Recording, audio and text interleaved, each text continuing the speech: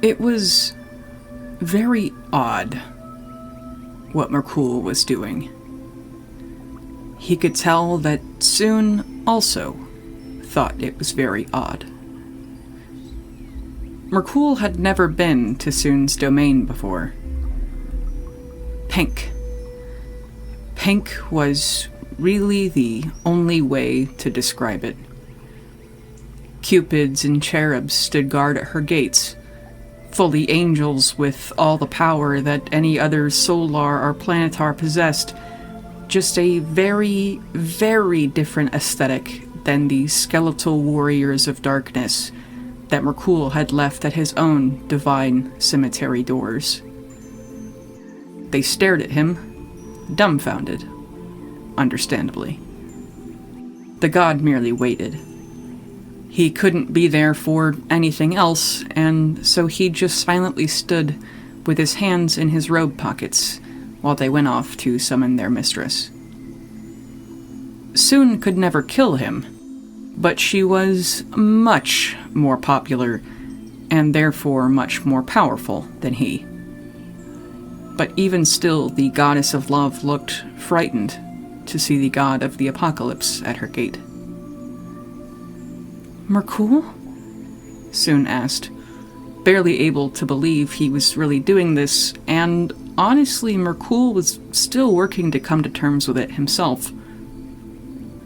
I mean no harm, he said, slowly raising and showing her his empty, skeleton hands. There is no plot, no tricks. I know we all have one-track minds, but for once, I genuinely... This has nothing to do with the apocalypse.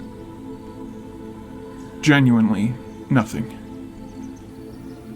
The goddess's china doll face turned to the side in confusion, her perfectly shaped eyebrows furrowed in distrust, her long and dark eyelashes batted as she searched for something to say, but still all she could ask was, "What?"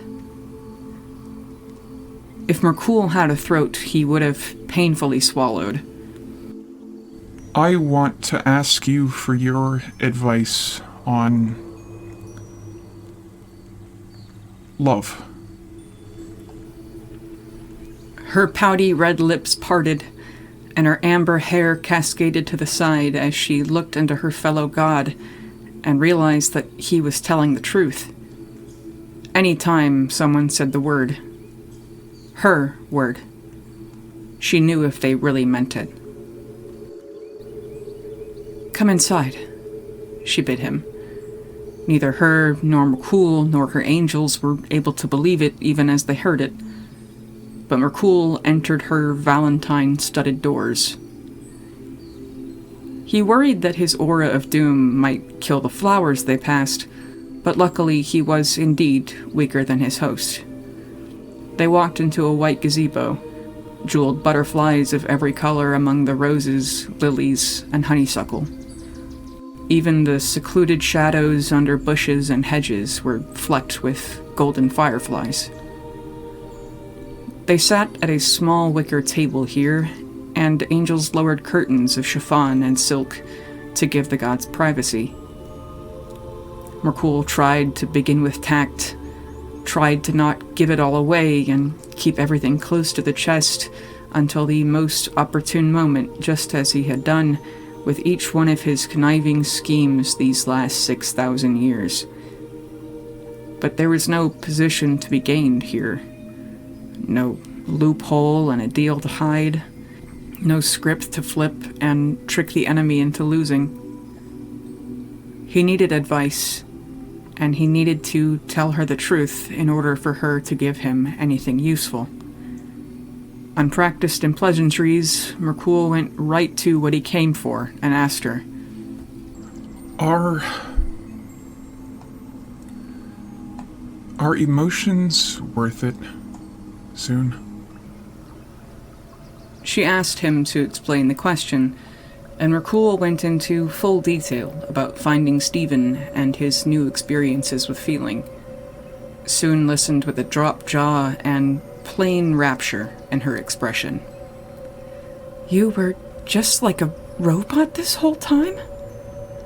I guess? Merkul tensely shrugged.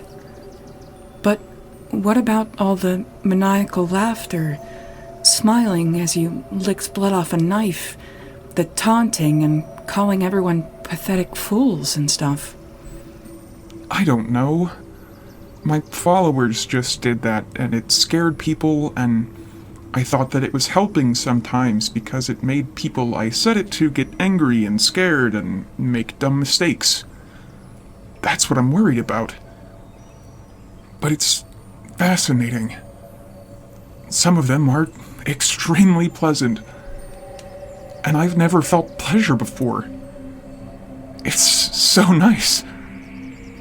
I think I can mitigate the bad ones, but what if having emotions makes me make a mistake and I lose to all of you again? And I still go back to that when I'm not looking at him. I mean, I've decided that I like being happy, but I just don't know if it's helpful. I just don't want it to get in the way. Making him happy makes me happy, but the next thing that makes him happy is going to make my other people upset. Honestly, I don't know if I should be indulging myself in this at all. I'm distracted right now. I'm worrying about something that has nothing to do with the apocalypse. I'm letting myself worry at all. It's ridiculous how stressful having the capability to be stressed out is. Soon realized that she had an ultimate opportunity to take. The Lord of Bones had come to her specifically, asking if loving someone was worth the energy spent doing it that would have usually gone to causing murder. Soon decided to go kiss Istis, god of destiny's feet later, for lining this up if she'd had a hand in it. Soon was afraid of needing to make a deal with Mechanus, god of time, if she somehow messed up this once-in-eternity chance to slow the Omni-Death, too. You've been emotionless this whole time and haven't killed everyone yet. Maybe this mortal changing you can help. At the very least, you'll be happier and more entertained while you keep trying. Soon was then horrified of what she might be having a hand in speeding up if that were so. But she was the god of love, and if someone was in love, how could she not help?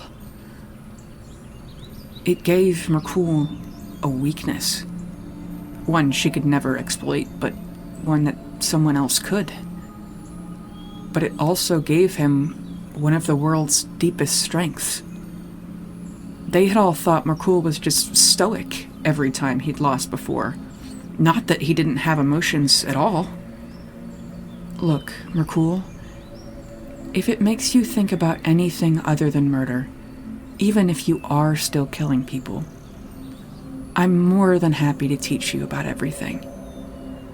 Stephen doesn't even like killing people. I promised him he didn't have to unless it was for the apocalypse. Soon could only reel, genuinely encouraging. I'm so happy for you, Merkul. I'm happy too, but that's the problem. Michael fucking hates him. For my own pleasure, it's worth it for now to do it his way, but it's a lot more work avoiding killing people. And I've had Michael push off all my people, the ones Stephen sees at least, who are just in it for the bloodlust. He's okay with self-defense, but he just really feels bad about anything else, and it makes me feel bad about anything else. Not that bad, but I just don't like it when he's sad, because it makes me sad. Not for what happened, but just because it's him, you know? And what if one day my people do something he just can't stand, and he leaves me one day? I could force him to stay, but it won't be the same. Even if I changed his memories, it wouldn't be the same. What it sounds to me is that you need to change what your other people do to make him like you more, so he likes you so much that even if Something bad happens, he'll stay and know it was a mistake. Soon tried to not sound too excited. I mean, gradually, so not all of your people leave or try to hurt him or something. He could probably be convinced to be patient while your other people adjust. It's so hard to change tradition and all of that. I think not only could this be fun, but really good for you. If you understand your followers more, you can better communicate with and lead them. Certainly a lot more people, not even just Steven, would like you a lot more. You can understand and work with the rest of us better. Even Asmodeus and Luz and Lolth have emotions as far as I know. Vecna used to be mortal. This could make it so much easier to plan and bargain and work with them. The more neutral gods too, Tempos and Umberlee. Merkul, you might be able to make your very own friends someday. Merkul couldn't decide if he should sigh or groan, as the very thought of socializing exhausted even his infinite being.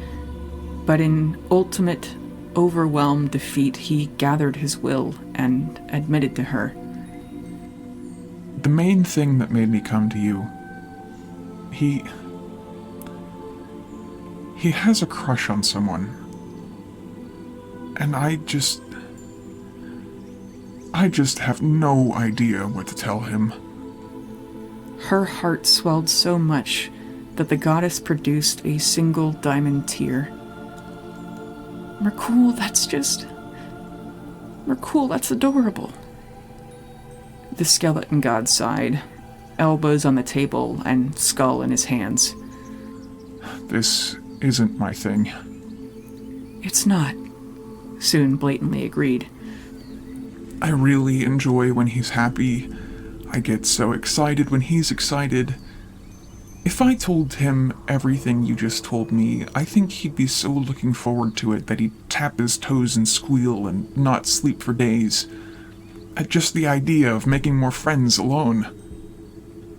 He's so wonderful.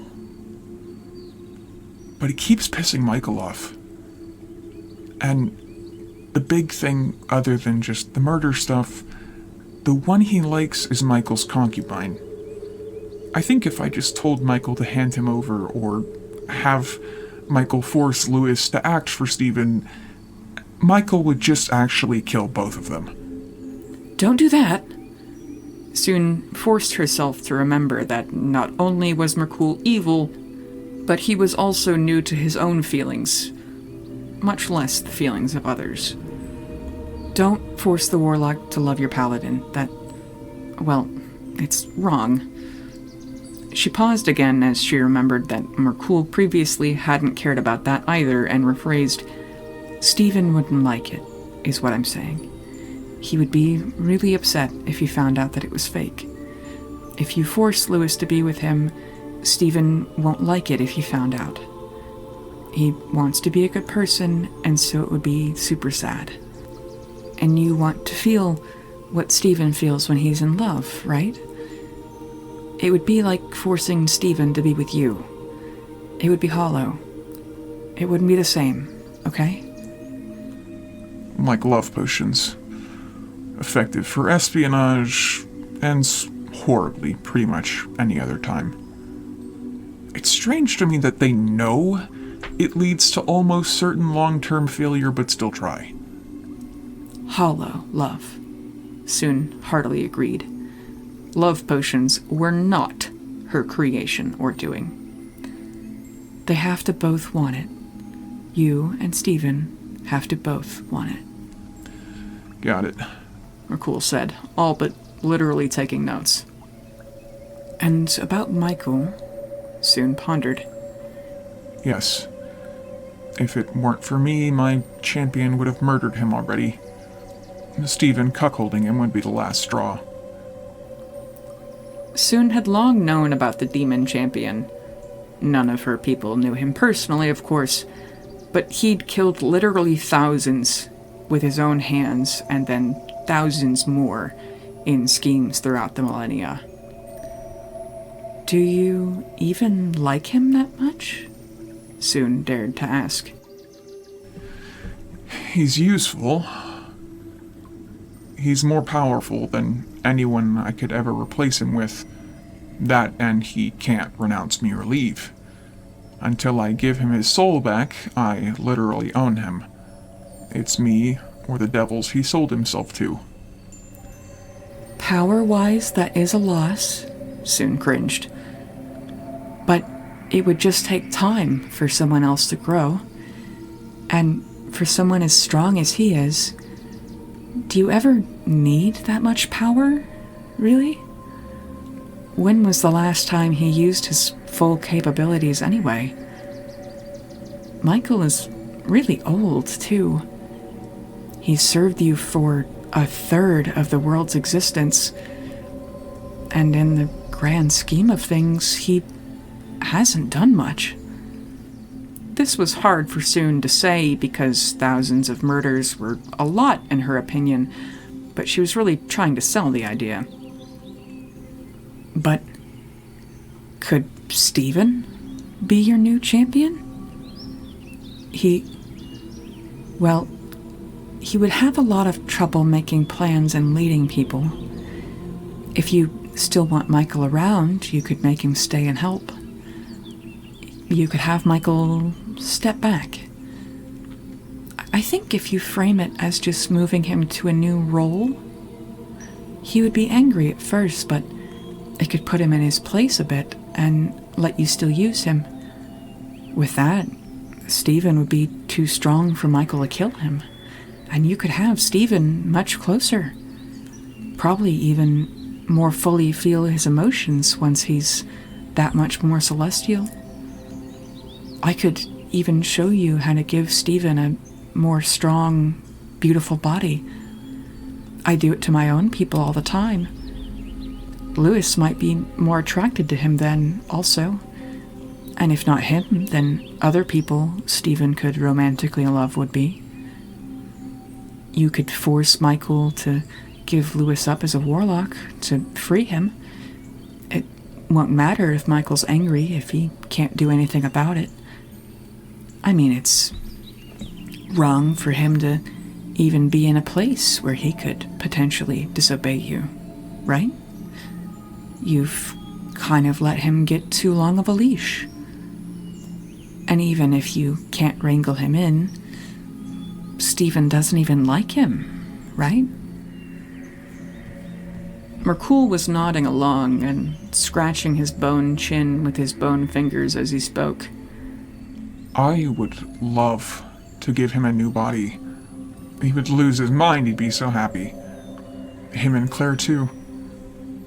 And that's the only reason I hadn't considered Steven replacing Michael before now. He's an incredible conduit, but he just can't really do anything. And Michael's a good leader and extremely intelligent and charismatic, but he's also irritable and easily distracted. Demon, sinful pleasures, etc. No, Soon, if you would help me do that, I would be deeply in your debt. It's a great idea. I mean, even if I didn't make him champion later, he's in so much pain. You're constantly and often ashamed of how broken his form is. Soon thought to herself, I'll keep encouraging that, or make it a condition. If nothing else, ending the reign of that devil with someone so incredibly different and antithetical to everything the followers of Merkul have previously stood for is worth anything short of actually letting Merkul win. Maintaining this distraction as long as it can go is priority number 1. So, I'll help you with that when the time is right. But for now, Steven asked you to teach him how to flirt, right? Yes. I've seen other people do it. My people with others and each other, but I have no idea how any of it actually works. Soon imagined 2 goth people holding hands during a candlelit dinner, and it made the goddess tear up again. Raquel, this is so wonderful. I'm so excited. Soon summoned one of her most read holy texts, Romance 101. The skeleton god sighed as she offered him the book, but he did take it from her hand. Soon leaned over his shoulder as Merkul turned a few pages, and they started at the beginning. Chapter 1. At First Sight.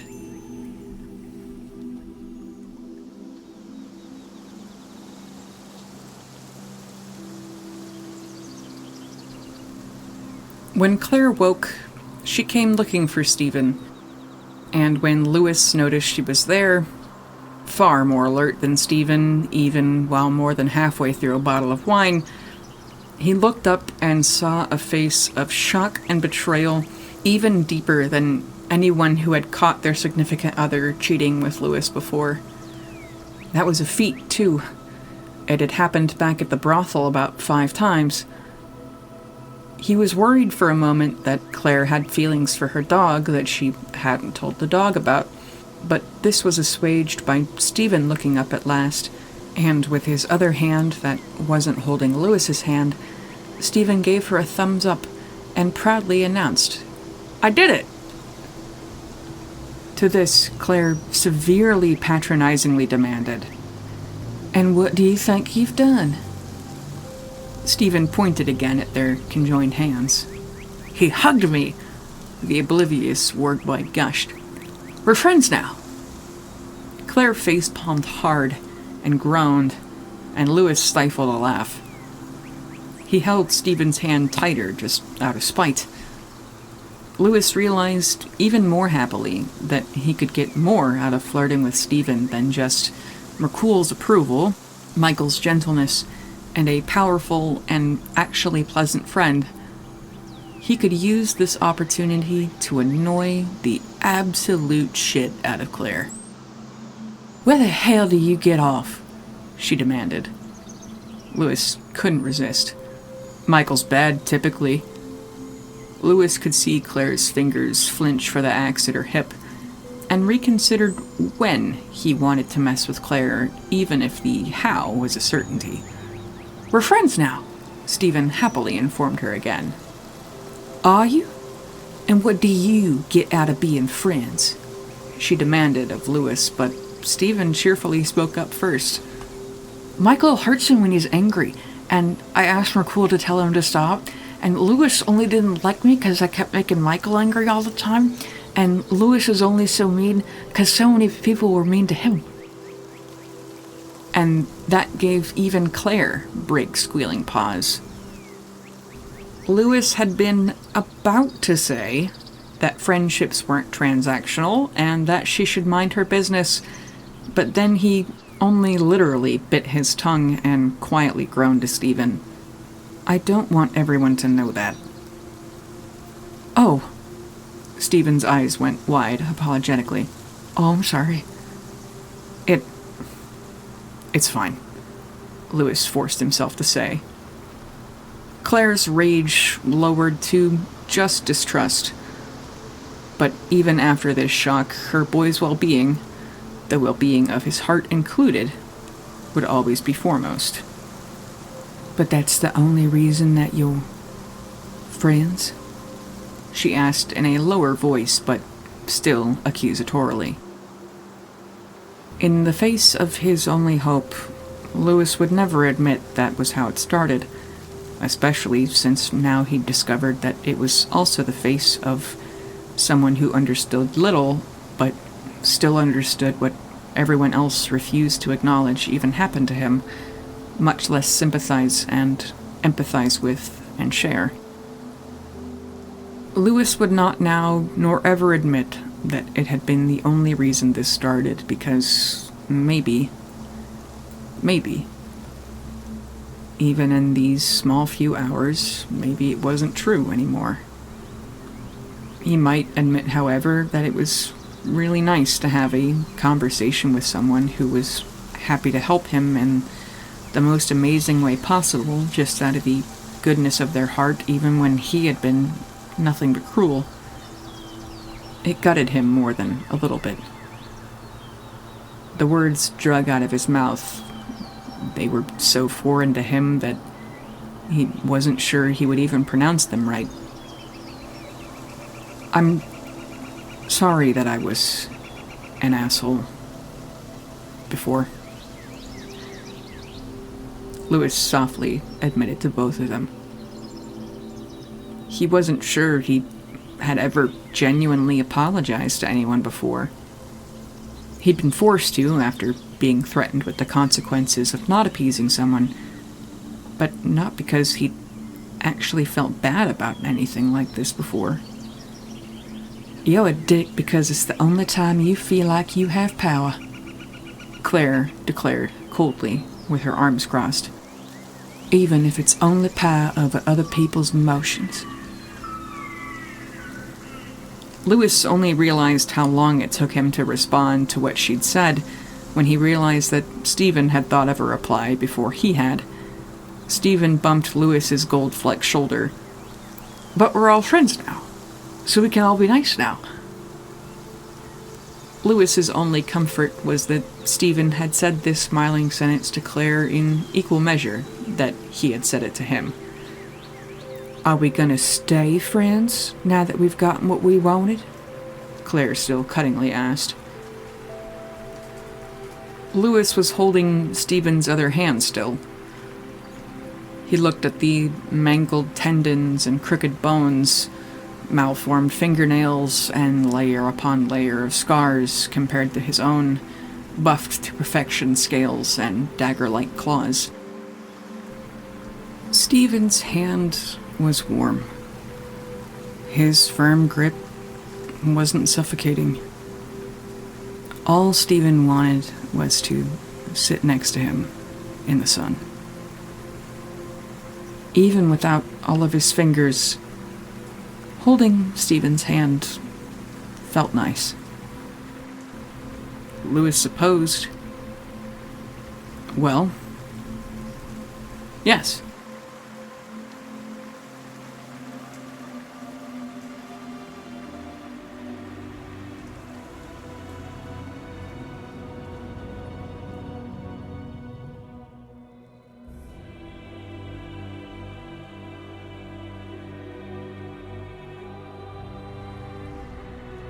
Entire months went by.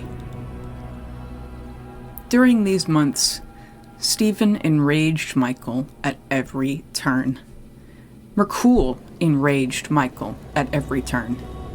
Every lead they had was a bust. Michael and his 3 teams went all over Jorgweiser as their local teams made futile progress, and then all over Macadia as the other teams uselessly did the same. Even other opportunities, heists for wealth or artifacts to make them stronger, at every one, it was fruitless. Even if the lead was real, as soon as Michael had a plan, worked whole days and weeks for a plan, he would start to put it in motion, and Mercoul would, at the very last moment, say no. Michael didn't know why. He didn't know how. Even in the depths of abandonment and misery in hell, Michael had never felt more out of touch with his god. Mercoul even decided what Michael did with his own warlock. The god of the apocalypse was literally cock-blocking and blue-balling him, giving him visions right in the middle of it. He was giving him visions right in the middle of eating, drinking, instructing Claire and Stephen. Anytime he spoke to them or Louis, if he had a single drop of frustration in his voice, the visions were leaving him with headaches worse than the psychic scream of a banshee. The demon was going insane. He felt that he'd at least temporarily crossed that line several times already.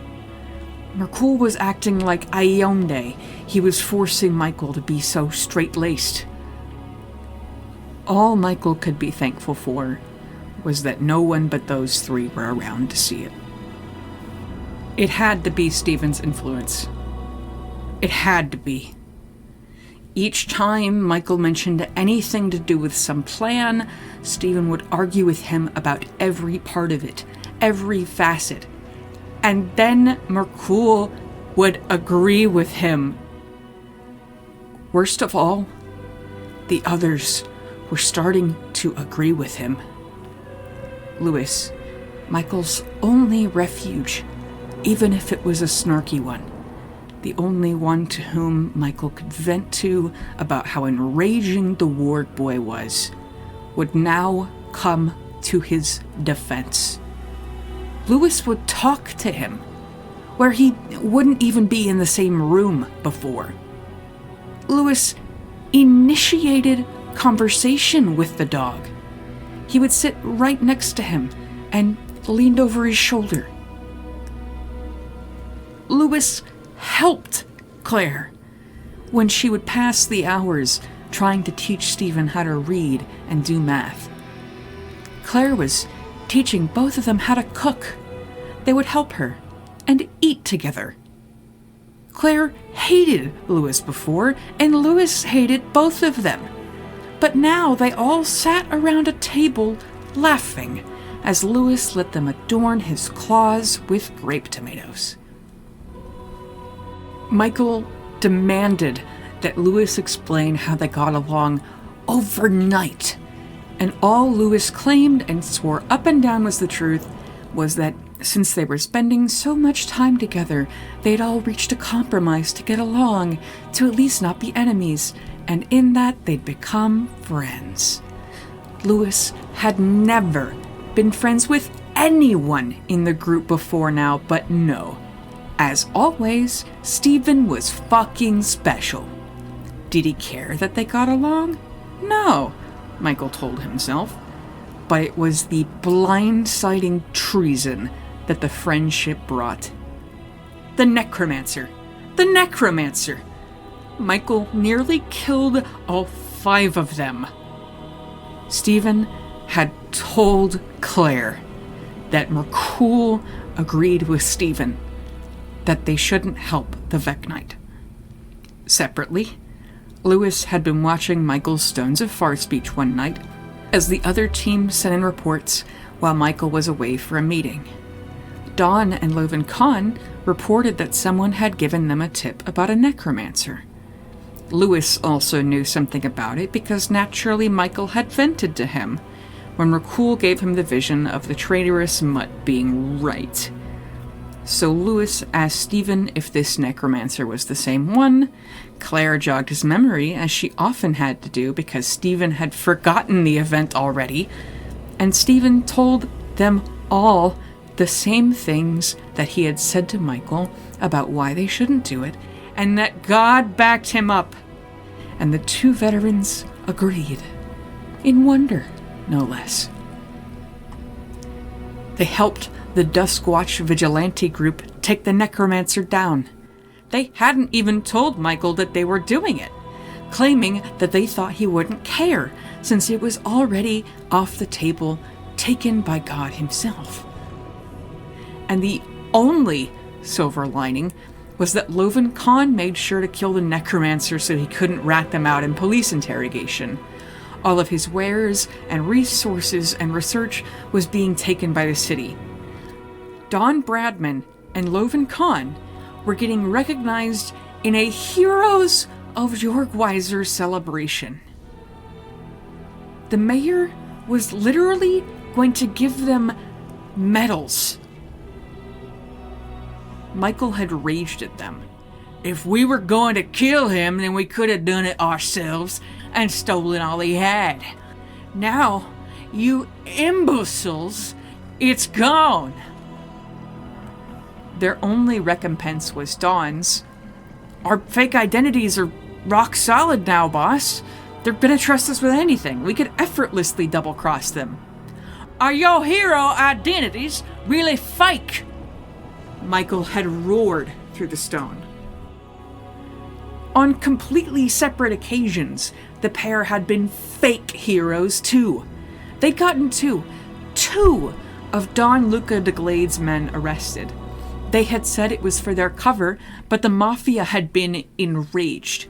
The only reason the Mafia still hadn't ratted them out was that Michael had done the impossible and gotten the Don an extension on his hellish contract. But still, Those men now in prison could betray them at any time. One of them did, in fact, know that the Merculians were in town. But even separate from this, their time in the city was coming to an end without a single notion of progress. Michael's only successes were benefiting someone else. They were going to be out of money and leads soon. They'd had opportunity to gain these. Ample opportunity. But God himself ravaged Michael's mind and told him no, over and over and over again, about everything. He actually couldn't comprehend what his God expected him to do, when the God wouldn't let him do anything. Mercule had bent to Stephen's will. They had to be at the communion blade soon. They had to be. It was the only way.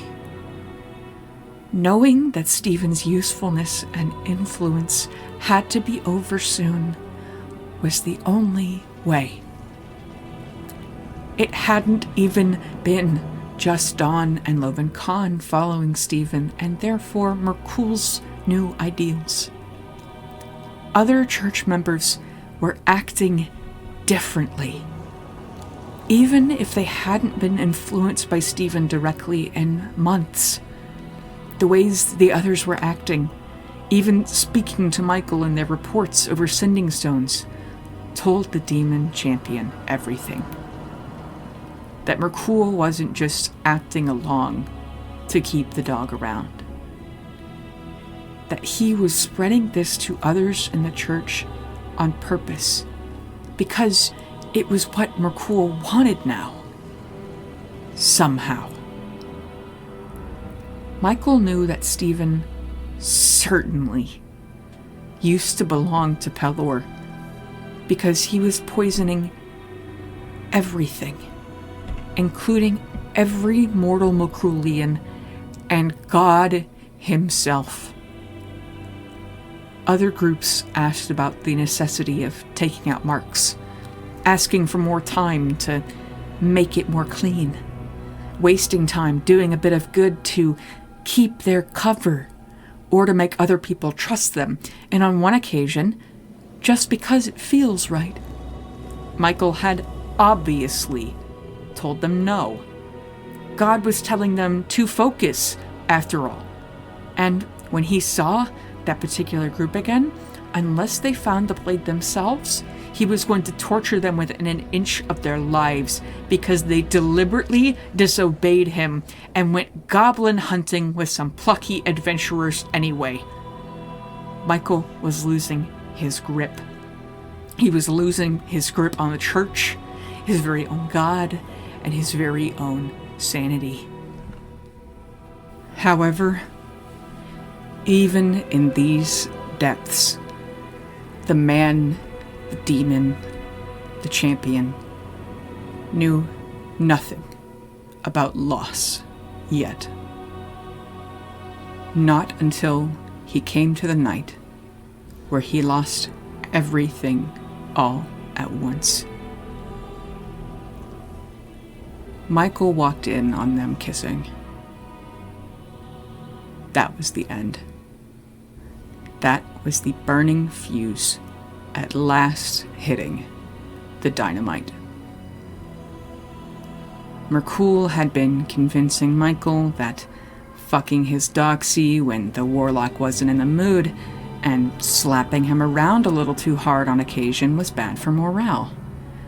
The only morale that Michael had been aware of it being a detriment to was his own, after the god demanded he be soft with his only stress reliever. But now he saw whose morale it had been affecting. Now he saw and understood why his god, the murderer, terrorist, all-killing god, had spent the last few months giving a singular shit about a loose, washed-out, whoring bimbo ex-prostitute. Merkul's final humiliation was having Michael be cucked by Stephen Puyo. Michael was showed then that Merkul had taken Michael's centuries of failure personally, and had found the perfect way to destroy him for it. The god must have been inspired to use the Warg Boy to unravel him after Michael had prayed about how useless he was in those first few fated days. God was destroying him with something useless because God felt that Michael was useless. Michael understood then that it had all been pointless.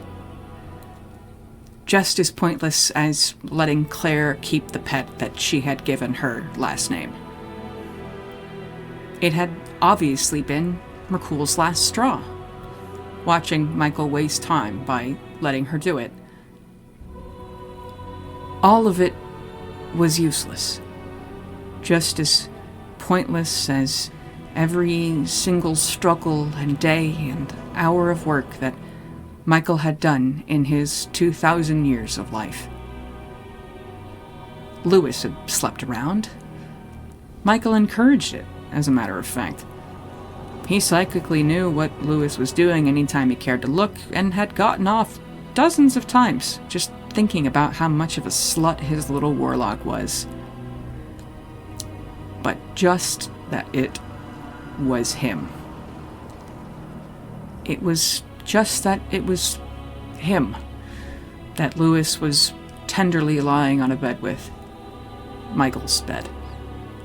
Just that it was him that the warlock embraced while Lewis's perfect lips tried to intertwine with what remained of the Warg Boy's face. It was just that Lewis looked up at Michael as though he hadn't just been doing anything unexpected or wrong. Lewis had slept with a dozen people in Michael's bed before, after all. But they just hadn't been this one. Michael decided to kill all of them. As he stood in the doorway watching Stephen and Lewis kiss. He decided to kill all of them. When Michael was the only Merkulian left on the material plane, he would see how useless Merkul thought he was then.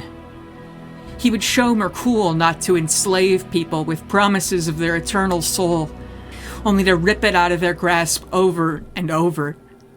If Merkul was angry that Michael had wasted so much time, then Merkul had no one to blame but himself for keeping Michael around so long while he thought so little of him. Michael would show them that he was and had been the best that Merkul had ever had and would ever get. Michael was going to kill all of them. Growing to 9 feet, unleashing horns, fangs, claws, a second set of arms, and 20-foot red leather wings, Michael drew his communion blade, realizing that all this work finding the lost one had been just another joke. That all these centuries of labor and toil had been nothing but a joke. And with clouds of seething hate and raging darkness, he plunged it down. He would kill the dragon-born slut first. He would kill him and then torture his soul for millennia in his own personal hell. Michael lunged toward Lewis, and Stephen stopped him. The wretched, mangled hand gripped his scaled red wrist. Michael then killed Stephen first. It occurred to him that he didn't know why he wasn't killing Stephen first in the first place. Even with the Warg Boy's strength, fighting Michael's focused, fully, finally unleashed power was like a gladiator killing a newborn. The communion blade, that which Michael had thought was the moron cripple's only life's purpose, drew the light out of his eyes with the crushing of bones, slush of gore, and Lewis's horrified cry. As he gutted Stephen's sternum to groin and then turned to the whore, Michael suddenly found himself somewhere entirely else.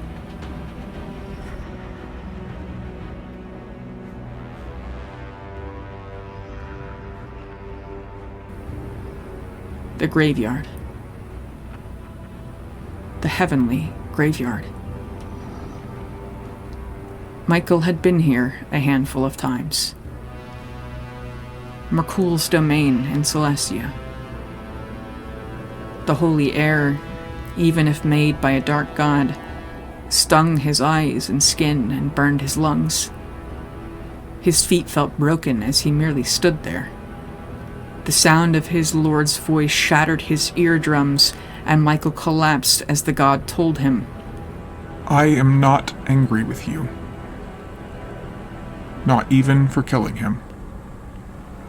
I have been about to do it myself, anyway. Why, Lord? Michael sobbed on his hands and knees, his demonhood making him not able to look at more than his god's skeletal feet and the ends of his dark robes. He was about to be destroyed. Damned forever. Back to hell, or in the place where Merkul punished those who disobeyed him. In either one of those was where Michael was about to be sent after these last broken, humiliating moments. He was about to spend the rest of eternity in damnation after all that he'd done. But there was one singular line of hope light. It was over now. Unless hell was just going to be an endless repeat of these last few months. But even then, at least there wouldn't be any more wonder and suspense. He was going to hell, but he would be free of the pointless struggle. Free of begging his God for mercy. Free at last. I am not angry with you, Merkul said again. He told him this so frankly that Michael had a moment to consider it. Could it be? Could it be that now Stephen was dead, the god was seeing the error of bowing to him? Was it ordained that he was supposed to kill the work boy? Was the test, the lesson, finally over? Mysterious ways. Did this need to happen? When he was losing, did he actually win? Before you react further, know that I intend for this to be good news.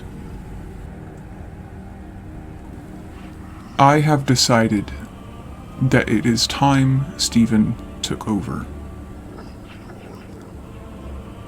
You have taught him well, and he's making waves.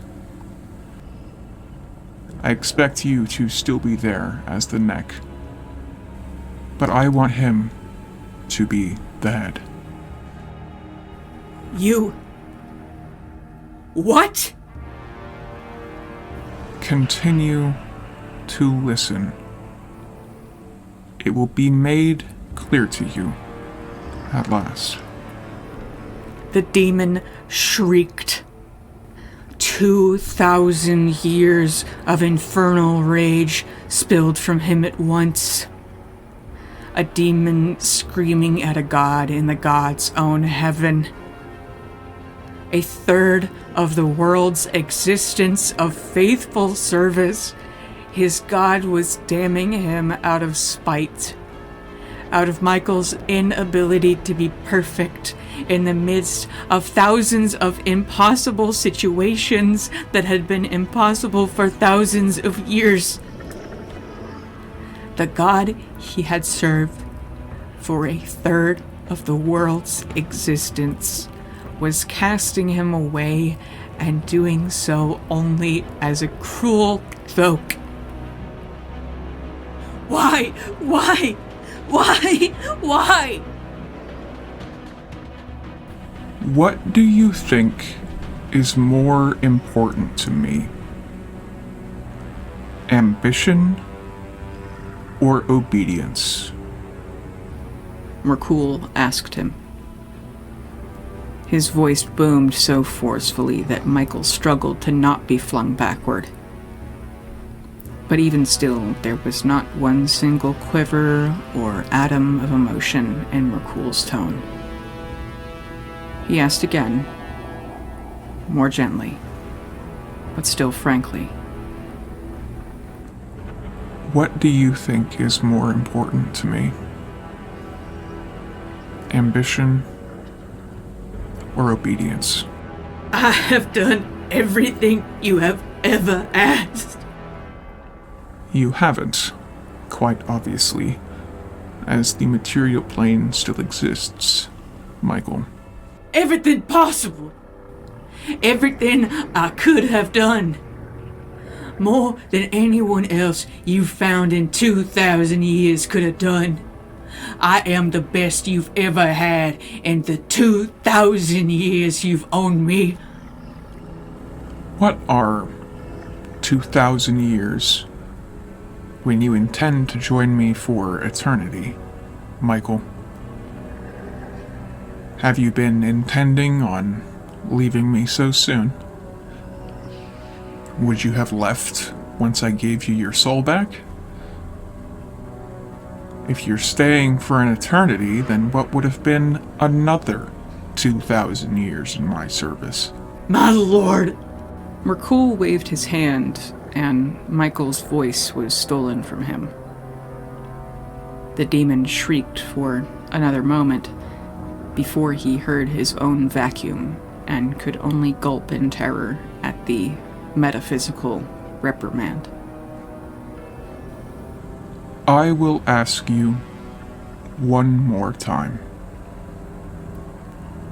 What do you think I value more? Ambition or obedience?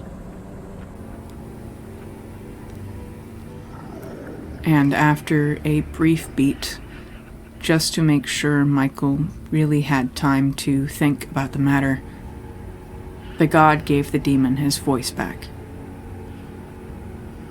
Even still, it was another moment before Michael answered. Every letter was a labor to him. Every syllable burned his forked tongue. Obedience. He whispered, to which Merkul graciously nodded. I commanded you to sculpt Stephen into a weapon and tool for me. And you did. But then your ambition and pride and temper got in the way of your work, and you nearly shattered the blade on the grinder just before the finishing touch. I intend to remove the stumbling block of ambition from your table, Michael. You, I, and the entire church will be better for it. Stephen is important to me in ways that you cannot currently understand. And so I intend to make him my champion, because in doing so I can bring him ever closer to me and grant him all of the power that I can physically grant a mortal, so he can thrive and carry out my will. I know this is difficult to accept, but you can no longer be trusted to do what I ask. My lord. I will tell you this once more today, also. I am not angry with you. I am granting you your soul at last, Michael. I bought it back from the demon you sold it to, or rather, from the demon that bought it from the one that bought it from the one you sold it to. Luckily, they hadn't consumed it yet, even after all this time. It has been cleaned, purified, and I intend to give it to you despite the stupid things you've done and said to me today. This isn't me firing you, Michael. This is a retirement party. I still need you, but you have worked so hard for this.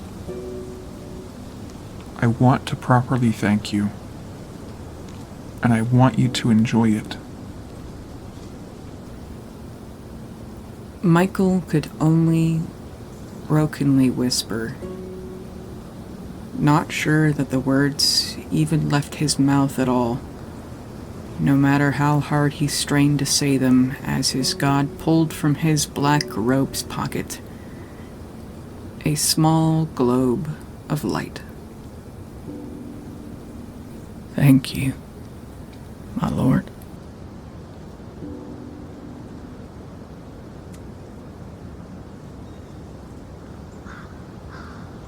Stephen was perfect. Stephen Puyo. Not just compared to how he had been. Stephen Puyo, through the raw power of Merkul and Soon combined, Stephen Puyo had become perfect. Stephen didn't care about his 6'6" frame. He didn't care about his wavy golden hair. He didn't care about the huge muscles, his knife-sharp jawline, and gentle yet intense gaze. He didn't care how every tendon was tight like a whip, and how he was strong enough to throw a charging Tarrasque. Stephen didn't even seem to care about the midnight black, 15-foot-long angel wings that now extended from his back. Stephen Puyo, champion of Merkul. Upon being made perfect, upon entering a body made by a god who loved him and the goddess of love herself, looked down at his hands. After the moment it took for him to realize they were his hands, he screamed, jumping up and down with ecstasy. He ran to his mother and tackled her in a hug, picking her up and spinning, and he couldn't stop trembling as he screamed and showed her. "I have all my fingers! And toes!" Claire cried back. Stephen slapped his own face to realize the other things he had been missing were also miraculously there. "My eye! And nose!" The beautiful man shoved his fingers in his mouth, which now had lips, and almost bit them off after a single second of poking around so he could shout, "I have all my teeth!" Merkul was filled with Stephen's joy so much that his fleshless skull almost started to crack to form a smile. He fabricated a large mirror for Stephen to look at himself in, and Claire helped him focus enough through his shock to realize it was there. Stephen's new jaw was dropped so far that it was almost on the floor as he looked at himself. "I'm so pretty." "You are pretty, you are," Claire agreed through laughter-filled tears. It was so wonderful that even Merkul laughed. His mother hugged him and kissed his cheeks. They rocked back and forth in wonder in their embraces, as they kept staring at Stephen's perfect body, both in the flesh and in the mirror. Even still, the aesthetic was the last thing they cared about. It occurred to him, and Stephen whispered to Claire in awe. "Nothing hurts." Breaking away their hug just a little bit to demonstrate moving all his joints around, they both started crying harder while they hugged even tighter, and he told her yet again, "Nothing hurts." Louis stared at Stephen's new and perfect body too, less concerned with the fingers and teeth and toes, and more concerned with the biceps that were bigger than his head, and another part that Stephen had been missing that he and his mother had both just decided not to mention to each other. This new part of Stephen's body was massive. Fully taking it in, and never wanting to take anything in more fully in his life, Louis prayed fully for the first time in his life. "Thank you, Mercoul." And to his equal horror and amusement, in that moment the god glanced at him, also amused. If you're willing, teach him how to use it. The god beseeched his elder follower's warlock. "With pleasure." Louis nearly whimpered back at the god, never before imagining a god as a voyeur, but not totally against it. Especially now that he thought about it, Mercoul definitely at least once watched him and Michael do it. Screwing a champion. What a way to earn eternal brownie points. Louis wondered if he was the first to ever have sex with two of them. He was certainly going to be the first doing two at the same time. Should the universe align and Louis somehow got in a position where he was doing sex work again, he was definitely going to put that on his resume. He wondered if there would be a third champion of Mercoul that he would live to see. If there were other champions he could weasel into a bedroom. They should make him a saint or something. Always at the champion's side. Under the champion. On top of the champion. Even if the next one was a woman, he could adjust. Or aim higher, honestly. Mercoul was the bone daddy, after all.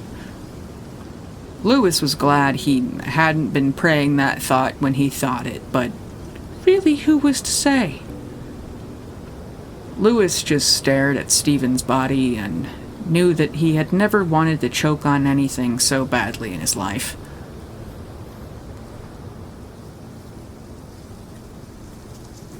Michael was less impressed. More so, he was just so exhausted. Michael also had a different body. Resurrected by God personally, too. But not a new one. His old form. His original form. He doubted they would even know who he was. All of the demonic energy he had spent centuries collecting, and all the power Mercoul had ever given him as a champion was gone. Michael felt empty, hollow, but clean for the first time as far back as he could remember. His soul had been through the ringer, a chew toy for devils for 20 centuries, 200 decades, 2,000 years. He didn't remember most of it, but he felt it, certainly. He wondered if this was how the Warg Boy had felt in those first few days. What a full circle that would be. He had asked Merkul if he could be allowed to die now. If he could refuse to be the neck, as Merkul had put it. But the god had informed him that his soul would only heal while he was alive, and that it would take at least another decade. And so, reluctantly, Michael would continue to do what his god wanted. But for the first time in hundreds of years, not even in just these last few months, Michael wasn't angry about his lot in life. Out of the dozens of times he had been here in heaven, it had every time been as a demon. His own god's heaven had hurt. Michael saw the graves, the patches of snow, the mausoleums and dead trees, moss and mushrooms and occasional piles of orange and red leaves. His clothes were warm, and so he welcomed the cool breeze. Michael had his soul again, and he felt at peace for what he could swear was the very first time. They supposed they should have a talk about how they all got here. Lewis looked at Michael, calm Michael, at peace Michael. The man had his soul back. He was a little ragged and looked much, much different. But he was the man Lewis had been anticipating spending eternity with. Looking forward to it, actually. He was the one that, in the depths and filth of the brothel, Lewis had seen as a powerful, charming friend. Do you want to work for him still? You're not going to try and kill me again, are you? Lewis asked, a little carefully, but then also a little teasingly. The previously demon champion actually sobbed. No. And I'm sorry I tried. I'm sorry I even thought about it, he said to Claire. And about Stephen, he whispered. I'm sorry that I succeeded. Stephen had previously argued, previously begged, but now he innately knew that he possessed authority that he had never even dreamed of having before. Michael, I want us all to be friends. Merkul wants us all to be friends. Lewis has still always wanted to be your friend. But you have to swear that you're never going to hurt him again. Before God, his god's champion, his warlock, and his god's champion's mother, Michael swore to them. I will never, ever hurt him again. Not one of the three of you. I hate that I ever did in the first place. I don't even know who I was. I don't even know who I am. But I do know what I became. You agreed to act as a friend. And then I treated you worse than a slave, Lewis. I don't even deserve to ask for you to forgive me. Gosh, I know an apology doesn't make up for a damn thing. But for everything, I'm so sorry, Lewis. The quarter dragonborn turned from the god and Claire to hug Stephen as a thank you. He hugged Stephen as someone he felt a little bit of butterflies for. And then he started to approach Michael, even while in an internal debate about the forgiveness he knew that he didn't have to give. If it's going to be like this, if we can all be together, if you're actually the man I agreed to be a warlock of, if you are, once again, the man who sold himself to hell because he loved and wanted to save his friends, if we can all just hang out in heaven forever when the world ends. Lewis looked back at Stephen, mostly asking his permission. Stephen shrugged, never expecting anything, which is what Lewis loved most about him. If you are now who I always thought you were, if we're all going to be together forever anyway, then what's the difference? Lewis smiled at all of them, and then at last answered McCool. If I left, Michael, I guess I'd have to follow you, but I'm not really a caring cleric type. The paladin stuff's just a little dramatic for me. I can't wear all that heavy armor without covering up my best features too, so I guess I'll keep my Eldritch Blast sugar daddy. As long as that's okay with him.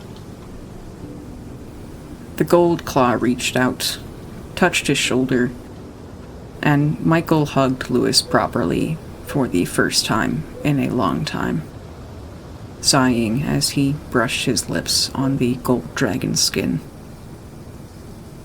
That is perfectly okay with me, darling.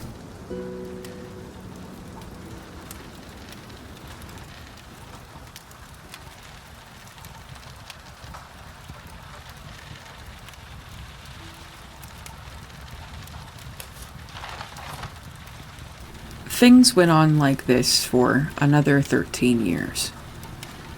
Others joining, working, searching, finding, testing, others breaking off again. At a particularly defining moment, Loven Khan decided to retire after a long talk with Stephen. Loven Khan had approached and said it was time. He knew time was short. After 400 years of defying death, even while working directly for it, he knew it was time. And he offered the champion his life in the next mission that might require a kamikaze, a suicide bomb. He said that Stephen should use him anytime they are worried that someone might not come back alive. Stephen told the veteran that if he was tired, then he should go home. He said that Loven Khan had earned it. Not only eternal rest, but he had earned some rest on Earth as well. Bewildered, grateful, defying every Merkulian tradition, Loven Khan made short work of following this odd final order. He went back to Hierophyn, where his life and everything had started.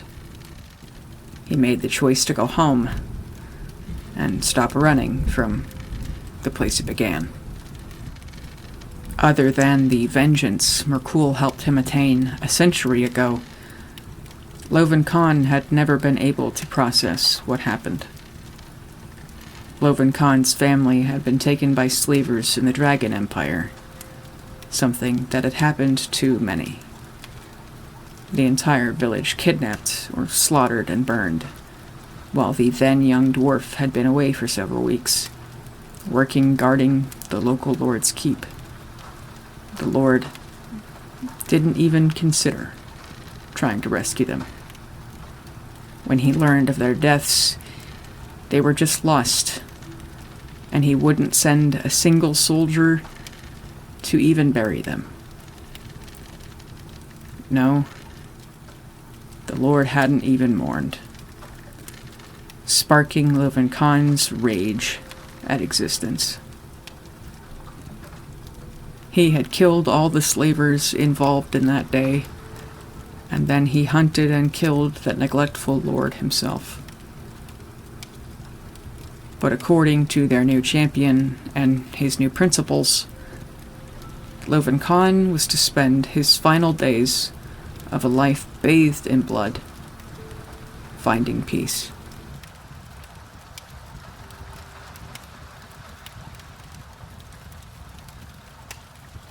Even after his acceptance of second place, over the years, Michael kept trying to bend Stephen to his will, to the old ways, and he kept getting denied. Michael kept them working, but every day, Stephen changed hearts and minds. Michael knew it was over the day they got a certain letter. It was rare that larger factions of the church spoke to each other. Between the bickering and hungry chaos of fighting for power, they only shared when there was the rare occasion for something bigger than themselves, though even then there was a tradition of almost sabotaging each other more than any enemy sabotaged them. This letter told them of a plot. A magnificent, glorious plot. It entailed the plan to blow up the high seat of half the gods and the shining star of Macadia. They could, in a single day, with a team of maybe no more than 3, destroy the greatest city in the world. Along with this letter came essay upon essay of how this was their duty, their birthright to destroy this bastion of light that was the city and poison half of Macadia along with it. In a single day, they could kill 1 million. In a week, they would kill more than 2 and leave the land scarred forever. The person who had discovered this brutal weakness for them to exploit was actually the only person who Stephen had never met, but still knew. After Claire reminded him, the man with no arms or legs, Stephen actually remembered his name and some of the contents of letters and essays that the man had written before. This was the man who had discovered this greatest possibility for mass death that would be legendary for all of time. He had discovered it, led the research team, and then proved that while it would be apocalyptic, it would not cause the apocalypse. This man had attached his own essays, papers disproving every point that the Cardinal Bishop of Eris and every other person down to their deacons had made, arguing with every single one. Half of the letters begging for it to be done had almost entirely been about how wrong and insolent this Asia was. With words alone, this limbless Asia was happy to fight against every single one of them. Michael was shocked no one had killed him yet. A few years ago, Michael certainly would have. Stephen remembered his name because of this. Asia believed in Stephen's doctrine harder than he did sometimes, writing endlessly to support it despite these essays and editorials rarely being accepted by the Merculian masses. It was clear that this Asia had needed to fight as though it were for his very life to get his counterpoints included in the main letter describing the plan. Michael knew why. They had attached nearly an inch of parchment saying that they should do this. Michael read this letter to Stephen, not even at Asia's words yet, and at the first page of the Cardinal Bishop of Eris' thesis, Michael read the dreadful words, wishing for any way to get away with changing or hiding them, and having none. He read the words. While this massive mass death will not be the omni-death, and Stephen was done. He didn't even want to hear the rest of the paragraph, the rest of the sentence. Nothing about how their enemies would be brought to their knees, not about how it would cause worldwide panic that they could take advantage of, not how this poison had no cure and could be spread to every city in the world with no way to truly cleanse it. No. Stephen wouldn't even listen to compromises. He didn't care that they could perhaps build another one of these devices to explode, another dozen, and set them off all over the world until these explosions and then the poison at last killed everyone. If it didn't kill everyone, if there was no guarantee that not a single being would be left to suffer in the fallout, Stephen decreed that they were not to do it. He didn't care that maybe they could research these contraptions and maybe create one that could destroy the entire material plane one day. Asia had said it would take all the uranium in the world to create a device that could destroy the world. And where Michael saw that as simply their next goal and new mission for the next few years, Stephen agreed with Asia that it was going to be next to impossible, and possible that even that wouldn't work. Until there were significant advances in this deadly, though efficient technology, or a way to combine it with something else to make it exponentially more destructive, Stephen decreed they could never use it for destruction. In his essays and letters, Asia repeated what had been Stephen's dogma from the very beginning. In his conclusion, he spelled out what they must do from now on. The new way, as he called it. We should be kind when we can, kill only when we must, forgive those who think they want to live, and when we find an end that will be complete, only then should we attempt it.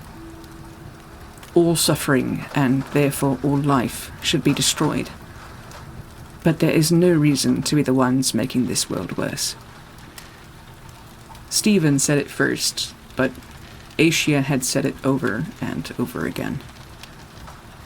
Stephen and Claire and Lewis dug out the box they kept of all the other things that Asia had written about the new way, and every time they added to and agreed with it, absolutely endorsing it. Michael had fought so hard to keep them from ever knowing each other, even begging Merkul to kill the amputee before Stephen's ego fully ran away with him, and this limbless radical fully ran away with all of them. "He agrees with me! He's making everyone agree with me!" was Stephen's cry of victory. Stephen agreed that this agreeance was slow going, but these slowly growing numbers were his pride and joy. Outside of the few who were changing to the new way, few agreed in reality with what Asia had to say. But this was exactly what Stephen had to say, and so Merkul compromised and kept these two separate. Michael and Merkul kept Stephen from the rest of the church on purpose. The thought that he was making a difference was too pure of a bubble to burst, and even Merkul still worried of his people uprising. Heretic champions had been killed by the masses before, after all. Stephen's will was Merkul's will, but Merkul couldn't discipline every single one of his followers at once. But just the fact that someone so far away agreed with him wholeheartedly filled Stephen with an assurance and confidence that Michael knew he could never turn or sway. When Stephen refused this one miracle opportunity, when not one of the Death Fists questioned or even thought about disagreeing, when he decreed it and they immediately scrounged for paper and pens to write their no in reply, and thanks to Asia, Michael knew it was over, and he merely went for a walk. The discontentment was beaten out of him at last. and he left them to their wonders and musings about how this Asia got on without arms or legs, and who transcribed for him, or if it was possible that he wrote with a pen in his mouth. They would not for several years learn that Asia had magical prosthetics, and had possessed them for the entire time that he'd been writing to them regularly. And Claire was the only one who remembered that Asia had once mentioned that he was mentored by their old traveling companion that they had all thought passed away much earlier, the kind and elderly dwarf, Loven Khan. They had laughed about this, and Asia was mortified to realize that he had told them so little about himself even while writing what was basically fan mail for entire years. One day, though, Michael demanded Asia stop writing them, and to never make the journey to come meet them. In secret, using Stephen's identity. Stephen still couldn't write or read, so with others transcribing for him, he often had different diction and always different handwriting. Michael had told Asia that it was a security problem, and all of them had more important things to do than blow their cover for the sake of a pen pal, and God forbid that a letter with sensitive information be intercepted. He told Asia that their work was too important, and should something happen to one of them, that the new way needed to continue to be spread, and so it would be too dangerous for their movement if both of them were in the same place at the same time while there were so many dissenters still around, where something bad might happen. Michael had said it much more politely, in simple words that Stephen might have used. And so Asia, for many years, believed it. But the occasional note still made its way across the ocean. The occasional news of Stephen's word spreading, and the occasional copy of the amputee's writing getting to them, still made Stephen and Claire and Louis elated beyond measure. For 13 years, the Death Fists worked. They grew, they hid, they traveled, and they conquered. Stephen completely transformed their creeds and practices of working, and with the new ideas there came new successes. Not the apocalypse, of course, but working towards it faster and more efficiently than ever before. This progress came from a place of mercy, a place of love for one's fellow man, no matter how different the fellow man's ideologies were. But this mercy would not be given to them in return. Stephen's family changing and making progress, spreading the power and influence of the God who had entirely changed because of the love of one broken boy. One day became too much for the very people in Golgari that Stephen himself had spared.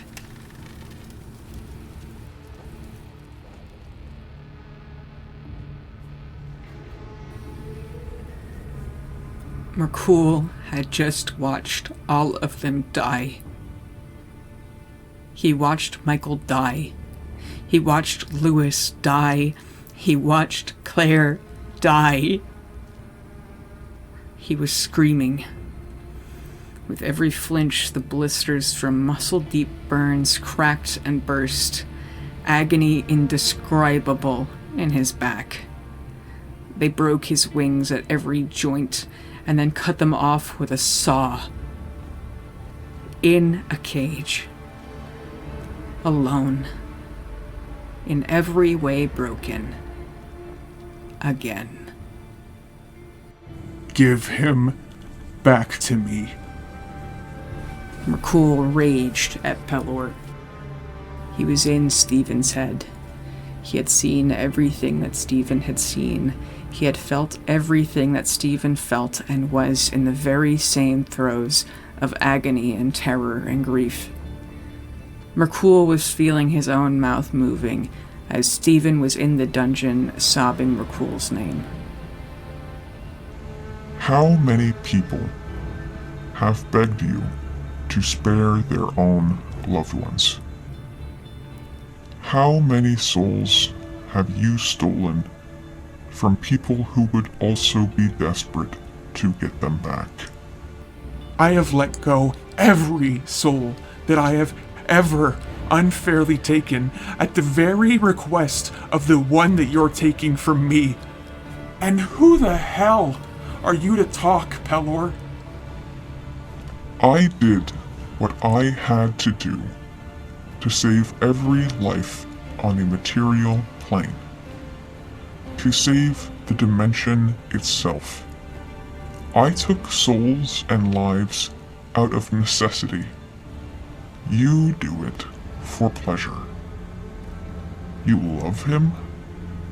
How many people who have been loved by others have your people taken?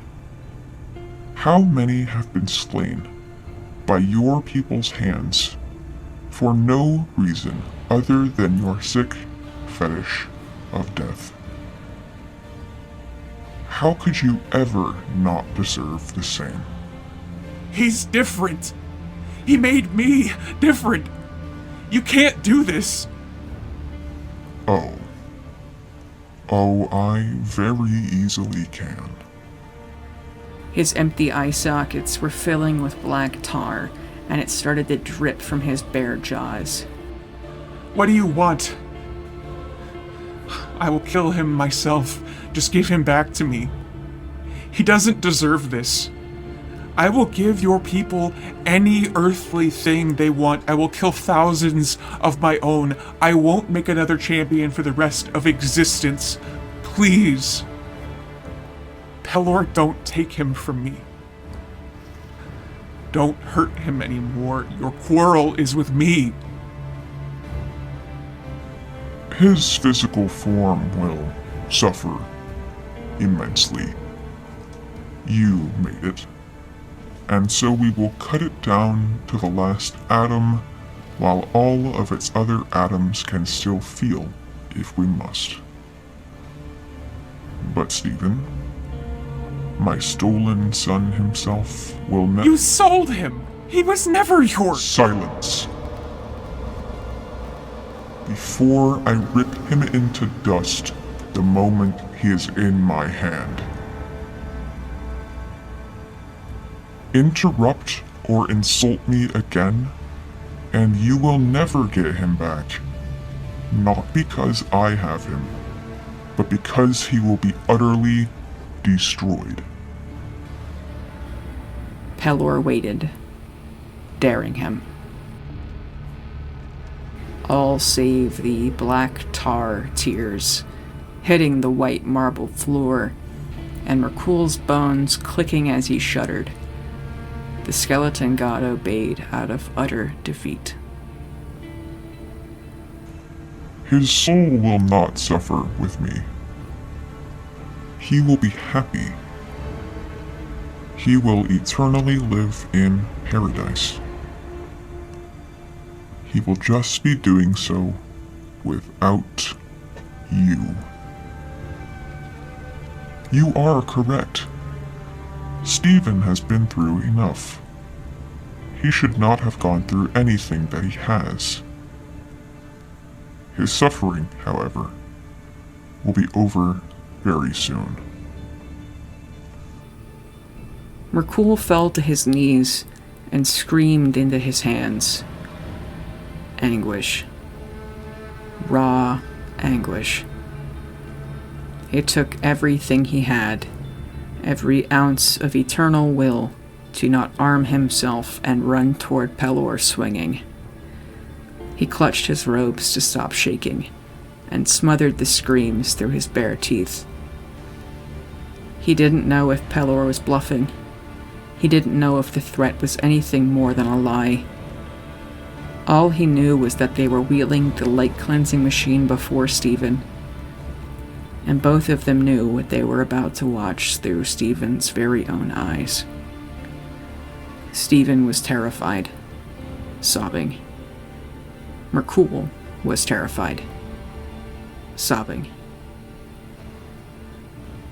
There is only one thing I would accept in exchange for him.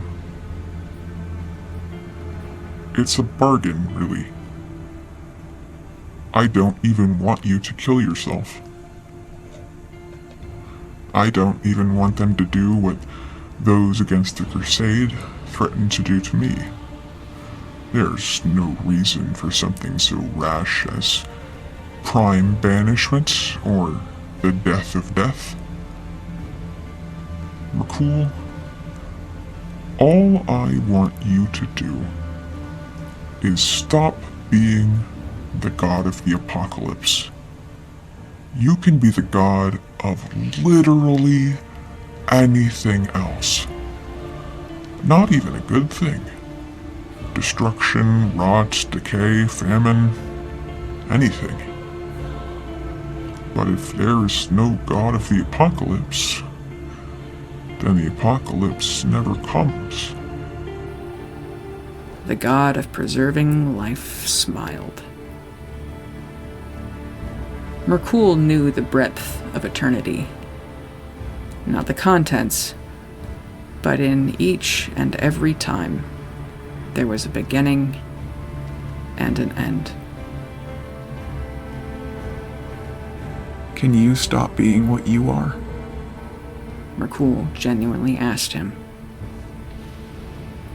I wouldn't know how. Pelor grinned. Merkul knew that there was nothing he could do. In that moment, he would have changed domains. He would have changed anything. But as far as he had ever known, it wasn't possible. And in that big, sunny smile, Merkul knew that Pelor knew so too. I can't. The silence of the breath after that sentence would echo in Celestia's air for thousands of years. Too bad. I'll let him know that it was because you didn't love him enough. In that last empty void of black terror, watching the machine start spinning to light, Merkul collapsed on Stephen, to hold him, to encapsulate him, to pull him back even while he was ripped away. He and Stephen shrieked in tandem, Stephen thrashing against his bonds while his soul started to burn, spending his last moments on the material plane in a state of indescribable, core of being deep agony, begging his God for help that his God was helpless to give. After that spear of light, though, nothing. Merkul didn't know what Stephen was doing. He couldn't see him. Not even the empty body he'd made for him, though he knew that it was still alive. Merkul couldn't see through his champion's eyes anymore. He couldn't feel what Stephen felt. Merkul couldn't feel anything. Merkul knew that a person who had been so used to loving something, finding that something was suddenly gone, depending on what it was, that person might have been horrified. For example, a father's child being kidnapped, the kidnapper forcing the child to watch them brutally murder all of the child's friends and mother in front of them, then that child being taken, tortured, and completely and utterly destroyed if the father should so much as sneeze wrong, causing the father to completely dissociate from an entire aspect of his being. Anyone else, Merkul knew, would have been horrified. And devastated, even. Enraged, desperate, panicked, terrified. But all Merkul was feeling was nothing. He had been losing it mere moments ago. They were horribly torturing and abusing Stephen even now.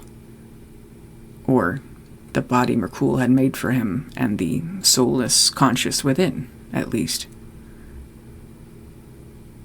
Pelor grinned above Merkul with Stephen's very soul in his hand.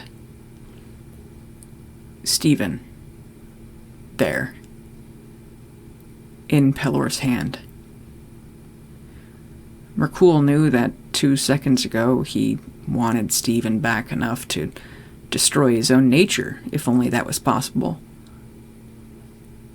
Merkul knew all of this, but he wasn't compelled at all by any of it. Pelor was extremely happy, victorious, even. Merkul didn't want Pelor to be happy, just because if the god of life was happy, then it would be harder to cause the apocalypse. Stephen had made Merkul so happy.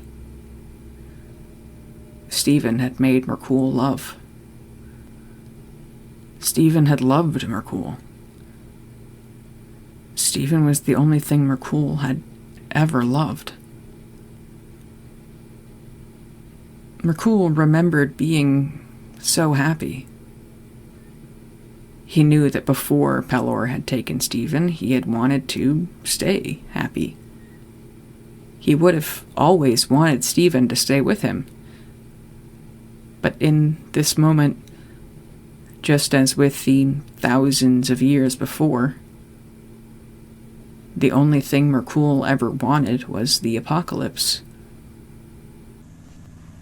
And I'll tell him that you don't even care. Merkul stood and wiped one of the tar tears from his skull face. I don't.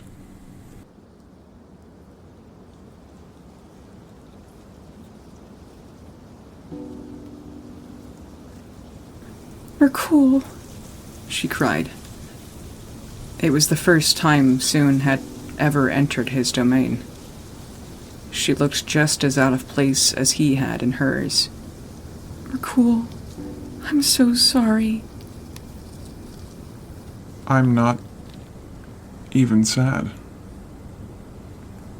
And I don't feel anything about not being sad. I'm not even depressed either. It's just odd for it to suddenly be back to how it was before. If I could feel anything, I think I would be devastated. I was so often anxious about something happening to him. Now it has. There were so many questions of what it would be like when he died. He didn't, technically. In the past, I would have fretted over how scared he probably is, how much pain he's in.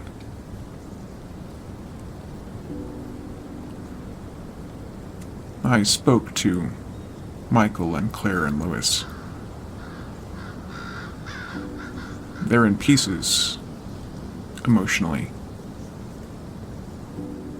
But I just... nothing. Are you going to save him? I can't. So, no. It would be a waste to try.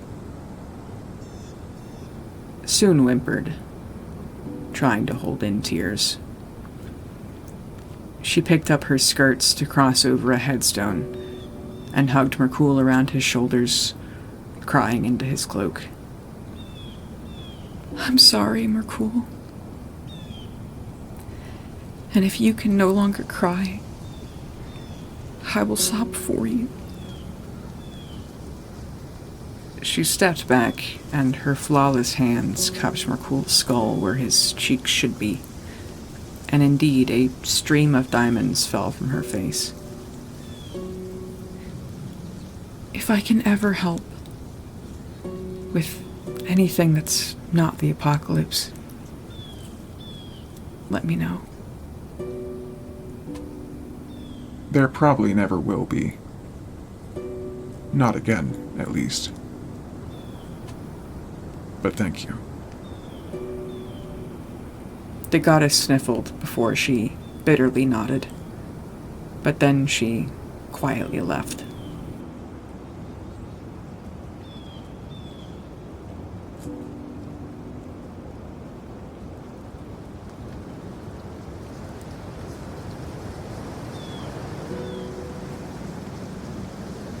It would have been a waste to go after him. They would never win.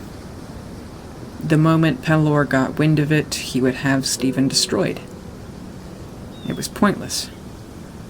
All going after him would do would get more of his people killed. His people getting killed would hamper the apocalypse. They'd lost a champion, and a previous champion, and 50 others in a single day. Michael, Lewis, Claire, and many of the others that had been in the party of the Death Fists begged, bargained, angrily raged, and at all times called to Merkul to ask for him to do anything, to try and convince him to go after Stephen, to let them find a way. Michael, Claire, and Lewis, and many of the others asked to be resurrected or sent back to Earth or across only the Celestial Sea to go rescue Stephen themselves. But all that would do was get them taken or killed again and Stephen destroyed. As Merkul told them, again, it was pointless. He told them it was pointless, and he told them not to ask again. Some thought about disobeying this order when Merkul instructed his priests to just focus and regroup. Not just the core three that had been Stephen's friends. Most agreed it was pointless. Many just wondered who would be appointed to be champion next. There was one, though, Ash Barlow, who was so filled with pure emotion that Merkul could not look away. Ash had made Merkul happy too. Ash had made Merkul happy because he made Stephen happy. Ash, who was previously Asia, was filled with nothing but grief and black, endless rage. He'd cared about Stephen almost as much as Merkul had, back when Merkul could feel. Even without emotions, Merkul remembered being pleased that Ash had done so much. Ash had recruited thousands. Ash had killed thousands. Ash had doubled, tripled the power and skill of Merkul's ranks. They still hadn't caused the apocalypse, so Merkul didn't currently care. But the numbers were promising. It hadn't come to anything, but it did make finding something statistically more likely. Stephen hadn't understood the numbers, but when he had heard about the results of even the smallest changes that Ash had made, the champion had found it incredibly exciting. Ashia's rage, a rage and sorrow that Merkul couldn't feel, but that brought back memories of when he could, just reminded him of how effective Ash's work had been. How different it all was. Stephen hadn't liked the old ways, and even Merkul would admit that they hadn't been working. Watching Ash plot, plan, raise up others, stir others against suicidal odds, Merkul wondered if there was a correlation. was the result of Ash's reform and progress because Merkul had emotions at the time. He'd sent Loven Khan to rescue Asia out of pity. He had known that Stephen would have rescued him, and so Merkul had, without even telling Stephen about it. Merkul had felt pity, empathy, for a poor, broken creature sobbing alone in the dirt. That creature was now able to make Merkul's people decide, against all logic or proof, that they needed, could, and must stand against Merkul's most opposite enemy. No matter the risk, no matter the odds, with nothing to gain but one man's soul. Ash was doing this because of love and rage and grief and even the most unlikely hope. Were emotions something that had been helping the apocalypse? Saving Asia was something that Merkul would have never done before in all of these 6,000 years of failure. They still hadn't succeeded, but it was statistically more likely recently now that many of his people were abiding by Ash Barlow's methods.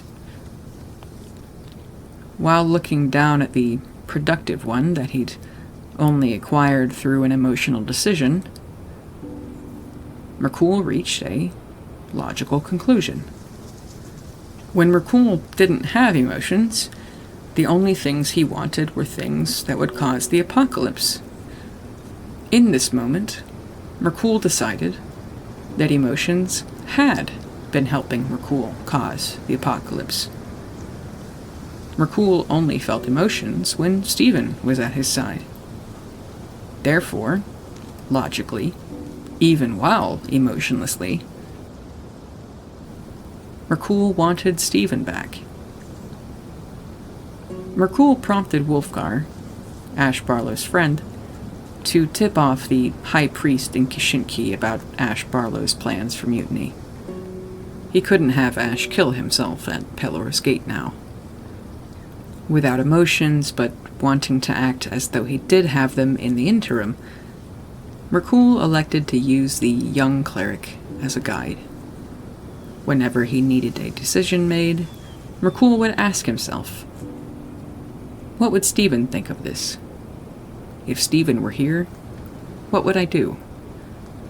Asia and Stephen had almost always agreed on everything. So, if Merkul was ever unsure what Stephen would do, he did know just who to ask.